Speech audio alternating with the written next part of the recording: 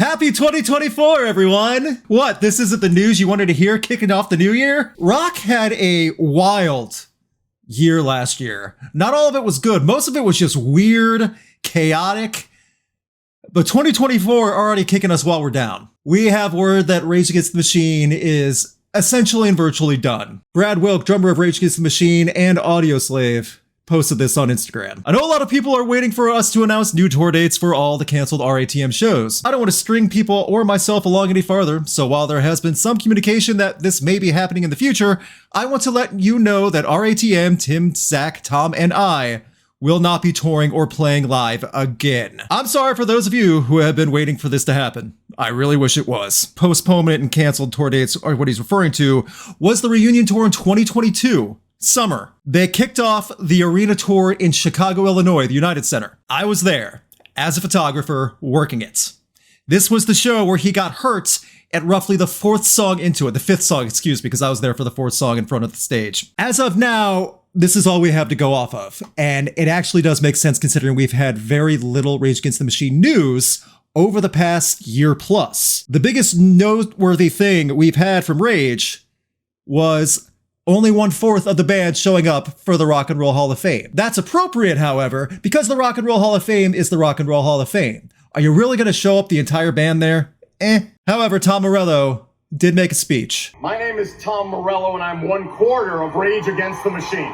I am deeply grateful for the musical chemistry I've had the good fortune to share with Brad Wilk, Tim Commerford, and Zack Rocha. Like most bands, we have differing perspectives on a lot of things, including about being inducted into the Rock Hall. When protest music is done right, you can hear a new world emerging in the songs, skewering the oppressors of the day and hinting that there might be more to life than what was handed to us. Can music change the world? The whole fucking aim is to change the world, or at a bare minimum, to stir up a shitload of trouble. What I hear in the music is this, that the world is not going to change itself. But throughout history, those who have changed the world in progressive, radical, or even revolutionary ways did not have any more money, power, courage, intelligence, or creativity than anyone watching tonight. The world's changed by average, everyday, ordinary people who have had enough and are willing to stand up for a country and a planet that is more humane, peaceful, and just.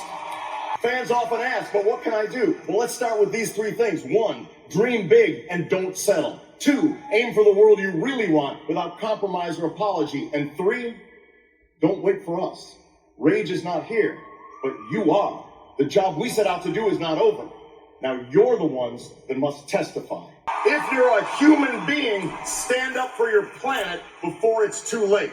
So tomorrow, crank up some rage and head out and confront injustice wherever it rears its ugly head. It's time to change the world, brothers and sisters, or at a bare minimum, to stir up a shitload of trouble. Rage is no longer here, but we are. That hits close and is very appropriate for tonight now that we know Rage is essentially done, at least in the live aspects. I don't know if we'll ever get a new Rage song again, but I can't imagine that happening considering we haven't had a new Rage song in decades. The fact that we got half of a reunion tour, knowing what we know about Rage Against the Machine and their issues with touring live, and all the different things that happened during and post-pandemic, and the issues from day one of that Chicago performance, it's amazing that people even got to relive a little bit of it in the United States. There was a European tour plan. There was a second leg planned for the United States. Did not happen, and now it looks like it's not going to happen. Rage Against the Machine is for incredibly focused people who I think found, as time went on, found it harder and harder to get on the same page, to work with each other. And that's okay. That happens in every line of profession, whether it's in a creative field or not. I assure you, what we got from these four in a decade span of producing music was nothing short of excellent. And it still holds up. As much of a shame as it is, there's going to be a lot of focus and a lot of people upset about certain things like this. It was one of the gut reactions I saw was from Danny Case of From Ashes to New, being snide and saying, "Thank God that Rage is calling it a day. I didn't respond to this because I didn't want to stir up more stuff on social media because social media is a cesspool. Whether you agree with Rage or not, Rage Against the Machine is actively saying what they're trying to call out the problems are in a system and making a point to it while making sure the music quality is excellent. Meanwhile, someone like Danny Kaysen from Ashes to New couldn't get that focused or that brave to sing about something like this if they had a gun to their head. Rage Against the Machine did everything their own way. In a world filled with grunge and many different emerging styles, they stuck to their sound and they made sure everyone knew exactly what it was. When you heard a Rage Against the Machine song on the radio, saw a music video on TV, you knew it was Rage from the first few notes and you knew what to expect. You never once had to question the quality or if they were phoning it in or if they were putting in the effort. It was always consistently high. That goes for the live stuff too. Would you like to have a little trip down memory lane from that night where he hurt his leg, Zack did? That was the catalyst for things really getting derailed in a terrible way. Sounds gonna be a little rough because cell phone quality, but I think you'll like what I'm showing you. Look at this shaggy, scruffy guy that just flew into Chicago that day and rushed to the arena. Before he hurt his leg. Song 3. I got all my shots, but you better believe I was marking out like a dork in the photo pit for something like this. How does someone get into concert photography? I have a video of that on my channel, Black Dog. Thank you for asking. Shameless plug.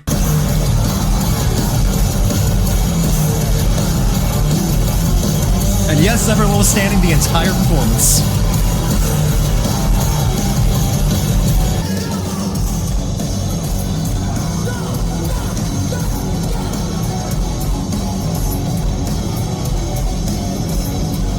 I wish I went to that live show. It was the best individual concert I've ever been to. This was after he hurt his leg. He stayed there the rest of the set after song 5. Someone helped him over there.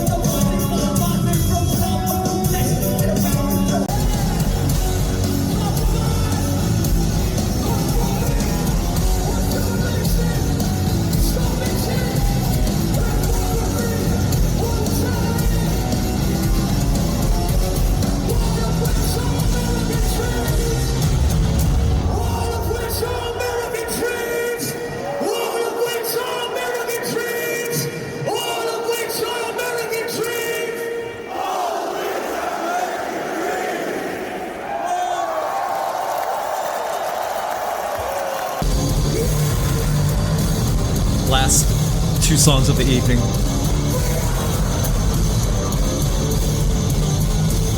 During the last 2 songs, they had messages like that flashing the entire time.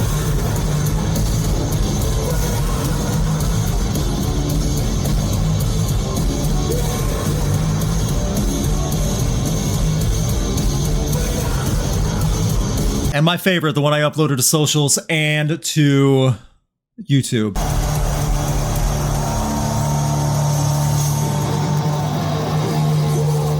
Everyone was losing it at this point.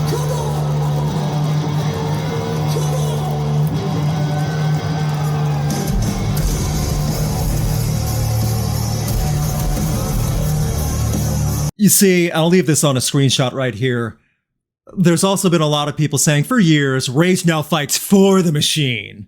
Now that American politics have some people in leadership that don't agree with the right-leaning conservative side. This image begs to differ. They're still fighting a system very much in clear terms, and they're making the points why, and making sure the message is heard as loud as possible to as many people as possible. They're still fighting the machine. Many people just don't like it because they're calling out who the machine is. Because some people just couldn't get that message. My photos were not great that night. Tons of red light, my gear's old, I can make a ton of old man excuses. I know I could have done better. I was way too excited and desperate to get everything I could. For those of you who have not seen the work back in 2022, I edited all these photos in the hotel room in Chicago before my flight the next morning. I was in Chicago for less than 24 hours. I need to play with lighting. I need to go through, I have all the raw files. I need to go through all these again.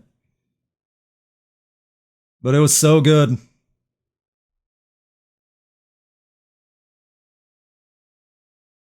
Yes, he did play with his teeth, by the way. That's what he was doing. right there.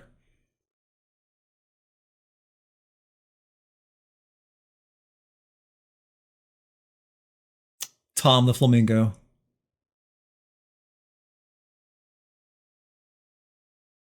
We'll see a couple of these photos every now and then, very rarely though, because so many rage groups and fan groups online will share them out and tag me on it, which I'm grateful for. I don't think I've ever had a concert go that fast. And when you work in the industry, when you're a concert photographer, when you work festivals, some things can feel like they drag. Sometimes you just want to leave early because you want to get to work on other things. Sometimes you're just having fun, but it's just part of the show. This went by in the blink of an eye, and I was there for every second of it. It was only 2 groups. Rage played everything you could want, and then some, and I can't stress enough, it really was that impressive of a live show. That injury really hurt.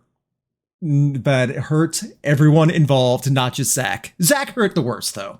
Let's be honest. He had the worst part of it. Brad Wilk is taking care of himself. Yes, he has. All the guys in Rage have. They all look, let's be honest, fairly younger than they are. The set list, if you can see it.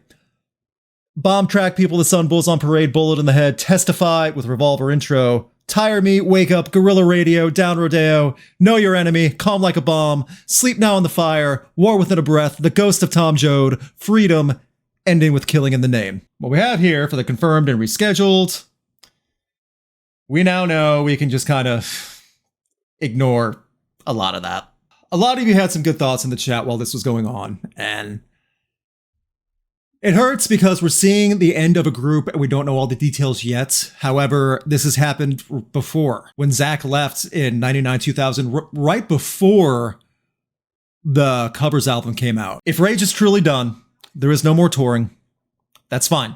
In the blink of an eye, something can fade away. So there's 2 things I want to say. To anyone that sees this, if you're calling out Rage, where you're glad they're being done, you didn't agree with their politics, you didn't agree with their music, whatever, you didn't like their music, whatever it is, they put more focus and energy into their music and message than most of your favorite bands combined. And number 2, something I already said, the music still holds up. Listen to some Rage.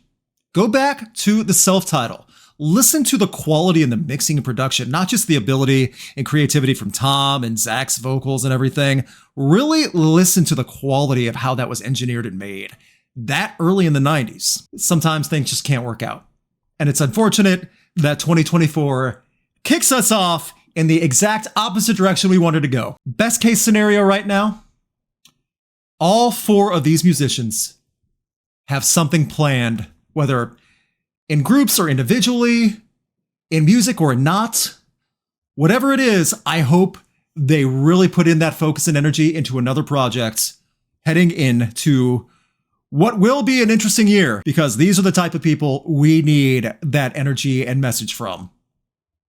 And we can have a great soundtrack while doing it. There is no protest without the music. Yeah, well, this is protest music that'll last many generations, long after summer of '92.